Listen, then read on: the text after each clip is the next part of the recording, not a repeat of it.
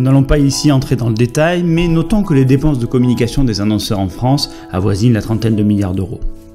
Pour simplifier, un tiers du budget est dépensé dans les 6 masses médias, 2 tiers dans ce que l'on nomme hors médias, à savoir relations presse, événementiel, promotion des ventes, marketing direct, etc.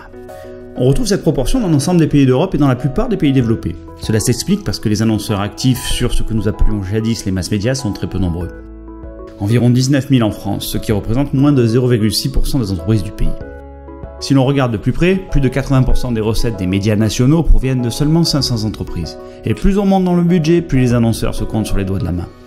Le web et la fragmentation des audiences TV et presse a partiellement changé la donne, un temps tout au moins. En effet, aujourd'hui la plupart des marques communiquent par plusieurs canaux et les gros budgets trustent aussi les places des moteurs de recherche comme jadis les écrans TV. C'est grâce à ces gros annonceurs que nous avons des outils théoriques du marketing et de la publicité. La principale raison qui explique la concentration sur ce marché est la fameuse courbe de réponse en S sur l'effet des ventes par rapport à l'investissement en termes de publicité.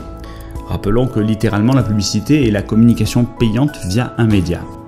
C'est un minimum en dessous duquel la publicité n'a aucun effet, et ce minimum est bien souvent trop élevé en termes de budget pour les petites entreprises.